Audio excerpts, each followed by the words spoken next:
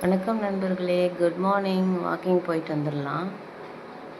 பாருங்கள், வாக்கிங் முடிச்சுட்டு வந்தாச்சு. 1 ஹவர். ஆடி வெள்ளிக்கு ஒரு மங்களகரமான குட்டி கோலம் போட்டுடலாமா?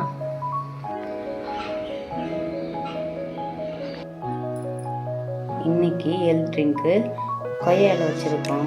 இதை தான் பாயில் பண்ணி குடிக்க போகிறோம். கொய்யா இலை தண்ணி ரெடி ஆயிடுச்சு. குடிச்சிட்டு வேலையை பார்க்கலாம். அப்புறம் இன்றைக்கி என்ன டிஷ்ஷுன்னா சாம்பார் சாதம் தான் செய்ய போகிறோம். என்னென்ன காய் எடுத்துருக்கோன்னா கேரட், குடமிளகாய், உருளைக்கிழங்கு, கத்திரிக்காய், முருங்கைக்காய், என்கிட்ட இருக்கிற காயெல்லாம் எடுத்துகிட்டு இருக்கேன். அரிசியும் பருப்பும் ஊற போட்டுருக்கேன். இது ஒரு 4 விசில் விட்டு எடுத்துக்கலாம். அது கூட கொஞ்சமாக புளி ஊற வச்சுருக்கேன். தேங்காய் துருவந்து கொஞ்சம், வேர்க்கடலை போட்டு செஞ்சால் நல்லாயிருக்கும். பச்சை மிளகா, வெங்காயம், கருவேப்பிலை, அப்புறம் கருணக்கிழங்கு வறுவலுக்காக கட் பண்ணி வச்சுருக்கேன். பார்க்கலாம் எப்படி செய்யலான்ட்டு. பாருங்கள், விசில் விட்டு எடுத்து வச்சுட்டேன். பருப்பும் அரிசியும் சேர்ந்தது. பருப்பு ரெடி ஆகிடுச்சிங்க. இங்கே பாருங்கள், காய் வெந்துட்டு இருக்குது. அதுக்கப்புறம் மிக்ஸ் பண்ணதுக்கப்புறமா எப்படி வந்திருக்குன்னு காட்டுறேன். இங்கே கருணக்கிழங்கு மீன் ஃப்ரை மாதிரி கருணக்கிழங்கு ஃப்ரை பண்ண போகிறோம். தவா ஃப்ரை பண்ண போகிறோம்.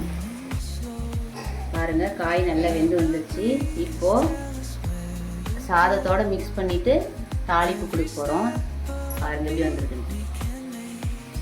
பாருங்கள், காயும் சாதத்தையும் மிக்ஸ் பண்ணியாச்சு. இப்போ தேங்காய் போட்டு சிம்மில் ஒரு கொஞ்ச நேரம் வேக வச்சுட்டு முந்திரி எல்லாம் போட்டு தாளித்து எடுத்து எப்படி இருக்குன்னு பார்க்கலாம்.